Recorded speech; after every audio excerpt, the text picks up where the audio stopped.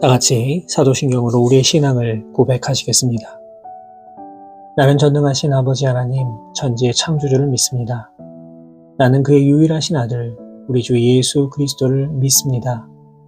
그는 성령으로 잉태되어 동정녀 마리아에게서 나시고 본디오 빌라도에게 고난을 받아 십자가에 못 박혀 죽으시고 장사된 지 사흘 만에 죽은 자 가운데서 다시 살아나셨으며 하늘에 오르시어 전능하신 아버지 하나님 우편에 앉아 계시다가 거기로부터 살아있는 자와 죽은 자를 심판하러 오십니다.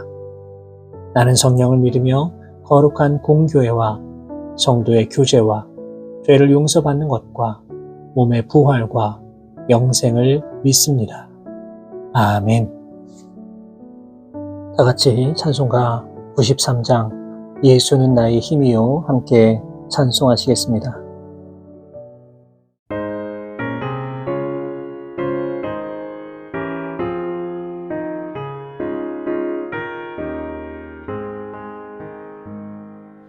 예수는 나의 힘이요 내 생명 되시니 구주 예수 떠나 살면 죄 중에 빠지니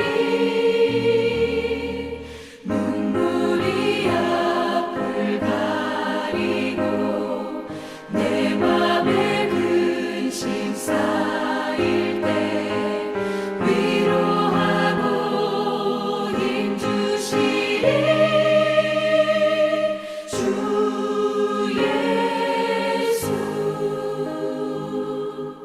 예수는 나의 힘이요 내 친구 되시니 그 은혜를 간구하면 풍성히 받으리 햇빛과 비를 주시니 추수할 곡식 많도다 귀한 열매 주시느니 주 예수.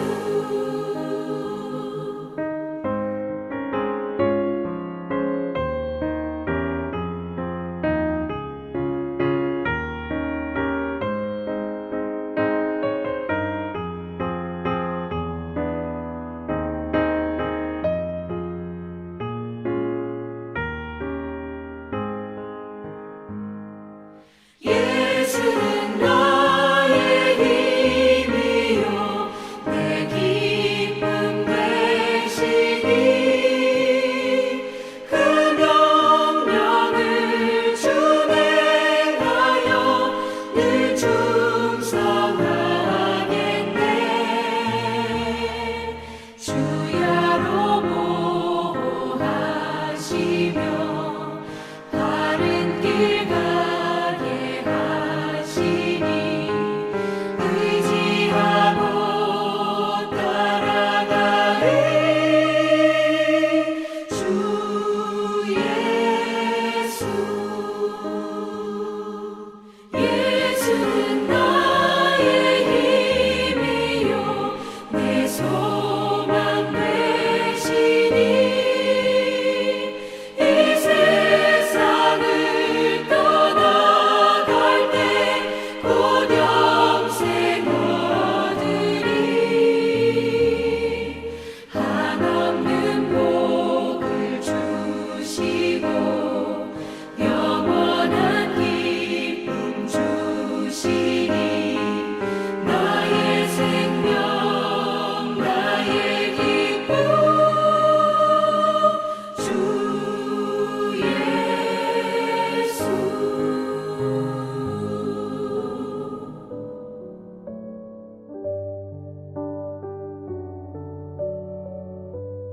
오늘 하나님께서 우리에게 주시는 말씀은 신약성경 야고보서 2장 1절에서 5절까지의 말씀입니다.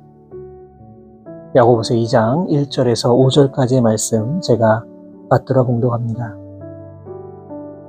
내 형제들아, 영광의 주 곧 우리 주 예수 그리스도에 대한 믿음을 너희가 가졌으니 사람을 차별하여 대하지 말라. 만일 너희 회당에 금가락지를 끼고 아름다운 옷을 입은 사람이 들어오고 또 남루한 옷을 입은 가난한 사람이 들어올 때에 너희가 아름다운 옷을 입은 자를 눈여겨보고 말하되 여기 좋은 자리에 앉으소서 하고 또 가난한 자에게 말하되 너는 거기 서 있든지 내 발등상 아래에 앉으라 하면 너희끼리 서로 차별하며 악한 생각으로 판단하는 자가 되는 것이 아니냐. 내 사랑하는 형제들아 들을지어다. 하나님이 세상에서 가난한 자를 택하사 믿음에 부요하게 하시고 또 자기를 사랑하는 자들에게 약속하신 나라를 상속으로 받게 하지 아니하셨느냐. 아멘. 우리는 살아가면서 하루에도 수많은 사람들을 만나고 또 그 만남 가운데서 다양한 관계를 맺으며 살아가고 있습니다. 그런데 우리가 만나는 사람들 가운데는 호감이 가는 사람도 있고 때로는 별 호감이 안 가는 그런 사람들도 있습니다. 여러분 그렇다면 호감과 비호감의 기준이 무엇일까요? 가만히 생각해 보면 거의 대부분 상대방의 외모인 경우가 참 많이 있습니다. 한마디로 외적인 조건을 보고 상대방에 대하여 많은 판단을 하고 있다는 것입니다. 오늘 본문 1절을 보시면 내 형제들아 영광의 주 곧 우리 주 예수 그리스도에 대한 믿음을 너희가 가졌으니 사람을 차별하여 대하지 말라 말씀합니다.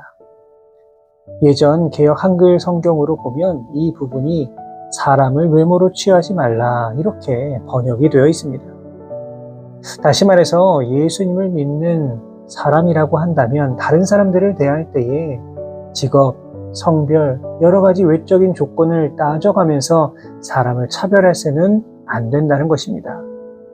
이유가 무엇입니까? 우리가 믿고 따라야 할 예수님께서는 단 한 번도 사람을 외적인 조건을 보시고 차별하신 일이 없으셨기 때문입니다. 마태복음 22장 16절을 보시면 예수님과 대적 관계에 있었던 바리새인들조차도 예수님을 향해 평가하는데 뭐라고 하냐면 이는 사람을 외모로 보지 아니하심이니이다 라고 인정하고 있음을 볼 수가 있습니다. 그 밖에도 성경에 나와 있는 예수님의 수많은 행적을 보더라도 예수님은 단 한 번도 성별이나 종족, 신분과 지위, 과거의 모습 그 어떤 것으로도 차별하지 않으시고 한없는 자비와 사랑을 베풀어 주셨음을 우리는 볼 수가 있습니다. 그렇기 때문에 우리들도 다른 사람을 결코 차별해서는 안 됩니다. 더러운 종이로 다이아몬드를 포장했다라고 하더라도 그 다이아몬드 자체는 결코 변하지 않습니다. 우리 모두는 다 하나님의 형상으로 지음을 받은 마치 다이아몬드와 같이 빛나는 존재입니다. 그렇기 때문에 내 현재의 상황이 어떠하든지 지위가 높든지 낮든지 많이 배웠든지 못 배웠든지 그러한 것이 중요한 것이 아니라 내가 하나님의 형상으로 지음받은 존재라고 하는 그 사실이 더 중요한 것입니다. 그렇기 때문에 우리는 그 어떤 사람이라고 하더라도 결코 차별해서는 안 됩니다. 모든 사람을 귀하게 여기고 관심과 사랑을 기울여야만 합니다. 그런데 오늘 본문 2절 이하에 나오는 내용을 보시면 당시 이 교회 성도들 사이에 아주 심한 차별이 있었음을 볼 수가 있습니다. 한마디로 빈부, 귀천에 따라 차별 대우하고 있습니다. 여러분 이들의 모습이 어떠합니까? 손에 가락지를 끼고 아름다운 옷을 입은 사람이 교회에 들어오면 사람들은 허리를 굽히면서 어서 오세요 하며 제일 좋은 상석에 앉혔습니다. 반면에 허름한 옷을 입은 사람이 들어오면 그냥 서 있든지 아니면 발등상 아래 가서 앉으라며 아주 푸대접을 하고 있습니다. 발등상은 의자의 발걸이를 말합니다. 한마디로 저 끝에 가서 앉아 있으라 라고 하는 그러한 말입니다. 당시 교회에서 얼마나 차별이 심했는지 단적으로 보여주는 모습이라 할 수가 있습니다. 여러분, 그렇다면 우리의 모습은 어떠합니까? 여전히 우리 안에는 수많은 차별이 존재합니다. 우리도 은연중에 혈연, 지연, 학연과 같은 이러한 것들을 참 중요시합니다. 여전히 지역 감정의 골도 있습니다. 때로는 어떤 차를 타고 다니느냐, 어떤 집에 사느냐가 그 사람의 신분을 결정하는 척도가 되기도 합니다.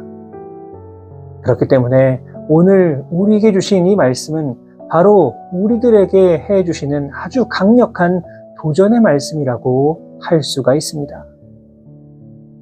사무엘상 16장의 말씀을 보시면 사무엘이 다윗에게 기름을 붓는 사건이 나옵니다. 사무엘은 이새의 맏아들 엘리압을 보는 순간 그에게 왕으로서 기름을 붓고자 했습니다.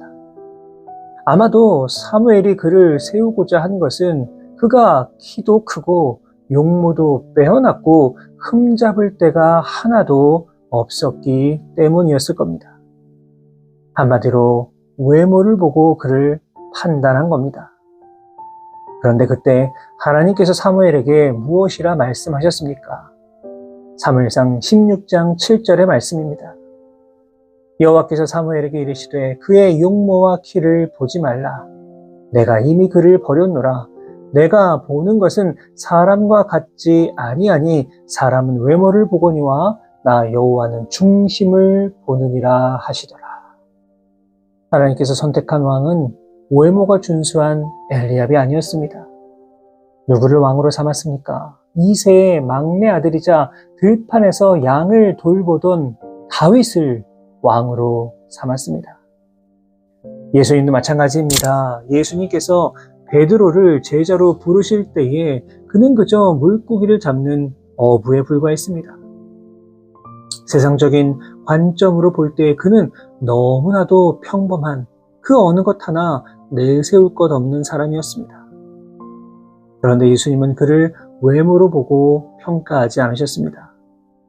그가 품고 있는 무한한 가능성을 보셨습니다. 예수님은 그를 향해 개발하고 부르십니다. 반석이라는 뜻입니다. 사실 베드로는 반석이라고 불릴 자격이 없는 사람입니다. 어찌 보면 허세만 가득한 사람입니다. 예수님께서 잡히신 후에 그를 알아보는 여종 앞에서 예수님을 저주하고 부인할 정도로 참 나약한 인품을 가지고 있습니다. 하지만 그가 부활하신 예수님을 만났을 때에 어떻게 되었습니까? 그는 정말 개바와 같은, 반석과 같은 굳건한 믿음을 가지고 초대교회의 사도로서 놀라운 이적을 보여주었습니다. 만약 예수님께서 그저 외모로만 베드로를 판단하시고 평가하셨다면 그는 결코 위대한 사도가 될 수 없었을 것입니다. 어디 그뿐입니까? 예수님께서는 당시 사람들이 무시하던 수많은 사람들의 진정한 친구가 되어주셨습니다. 그들에게 먼저 다가가 손 내밀어 주셨고 그들과 대화를 나누셨고 그들과 함께 식사를 하셨습니다. 사랑하는 여러분, 교회는 세상의 기준과 달라야 합니다. 성도들의 기준 역시 세상 사람들과는 달라야 합니다. 혹시라도 여전히 세상의 논리와 잣대로 사람을 평가하고 판단하고 계십니까? 우리가 세상의 소금과 빛의 사명을 감당하려면 각종 차별에서 벗어나야만 합니다. 사람을 외모로 취하는 일 없어야 합니다. 인간적 조건에 따라서 차별을 너무나도 당연시 여기는 이 사회의 논리가 아니라 모든 것에 공평하게 그 어떤 차별도 없이 사람들을 대하시는 예수님의 모습을 기억하여서 공평과 정의로 이 땅을 살아가실 수 있는 우리 모든 성도 여러분 되시기를 주님의 이름으로 축복합니다. 본문 5절의 말씀입니다. 내 사랑하는 형제들아 들을지어다. 하나님이 세상에서 가난한 자를 택하사 믿음에 부요하게 하시고 또 자기를 사랑하는 자들에게 약속하신 나라를 상속으로 받게 하지 아니하셨느냐. 오늘 본문을 보시면 하나님께서는 가난한 자들을 택하여 믿음에 부유하게 하시고 약속한 하나님 나라를 유업으로 주셨다 말씀하고 있습니다. 다시 말하면 하나님께서 가난한 자들을 택하고 높여 주셨지만 오히려 이것을 무시하고 가난한 사람들을 괄시함으로 이를 통해 하나님의 영광을 가리고 있다는 것입니다. 물론 본문의 말씀이 재물이 많은 부자들이 무조건 다 악하다 이렇게 해석해서는 곤란합니다. 중요한 것은 인간의 재물이 존경의 대상이 되어서는 안 된다는 것이죠. 야고보서 1장 10절의 말씀을 보시면 부한 자는 자기의 낮아짐을 자랑할지니 이는 그가 풀의 꽃과 같이 지나감이라 이렇게 말씀하고 있습니다. 인간의 부라고 하는 것이 유한한 것이기 때문에 결국에는 풀의 꽃과 같이 떨어지고 시들 때가 있음을 기억해야 합니다. 그렇기 때문에 그리스도인들은 이러한 것에 마음을 빼앗기고 이러한 인간의 외적인 것들이 어떠한 가치 판단의 근거가 되어서는 결코 안 됩니다. 성경은 부와 가난함을 그렇게 중요하게 여기지 않습니다. 중요한 것은 얼마나 믿음에 부요한가에 있습니다. 예수님께서는 요한복음 13장 34절의 말씀을 통해 새 계명을 너희에게 주노니 서로 사랑하라. 내가 너희를 사랑한 것 같이 너희도 서로 사랑하라 분명히 말씀해 주셨습니다. 우리가 서로 차별하지 아니하고 사람을 외모로 판단하지 아니하고 예수님의 사랑을 가지고 똑같이 대할 때에 이를 통해 하나님의 영광이 드러나게 되는 것이고 하나님 나라가 더욱더 확장되어 갈 것입니다. 바라기는 오늘 하루 정말 수많은 사람들을 대할 때 바로 이 마음으로 다른 사람을 대할 수 있기를 바랍니다. 차별하지 않으시는 우리 주님의 모습을 기억하시고 모든 사람을 긍휼의 마음으로 대하심으로 말미암아 놀라운 주님의 사랑을 전하며 살아가실 수 있는 우리 모든 성도 여러분의 귀하고 복된 오늘 하루의 삶의 모습이 되실 수 있기를 주님의 이름으로 축원합니다. 기도하겠습니다. 살아계신 하나님 아버지 감사합니다. 오늘도 우리를 사랑하셔서 복된 하루 허락하여 주시고 주님의 은혜로 새 생명 주심에 감사를 드립니다. 사랑의 하나님, 오늘 우리에게 주신 말씀을 통해 우리의 삶을 다시 한번 돌아볼 수 있도록 인도하여 주심에 감사를 드립니다. 우리는 너무나도 연약하고 부족하여서 사람을 외모로 평가하고 차별하고 내 마음대로 판단할 때가 너무나도 많이 있었음을 고백합니다. 바라옵고 원하오니 이러한 우리의 연약한 모습은 주여 다 용서해 주시고 이제 예수님께서 모든 사람을 차별하지 않고 대해 주셨던 것처럼 우리도 예수님의 모습을 본받아서 모든 사람을 차별 없이 대하기 위해 노력하고 주님의 은혜와 사랑을 흘려보내기 위하여 최선을 다해 노력할 수 있는 우리 모두가 되게 하여 주옵소서. 오늘 하루도 우리와 온전히 동행하여 주실 것을 믿사오며 거룩하신 예수 그리스도의 이름으로 기도하옵나이다. 아멘.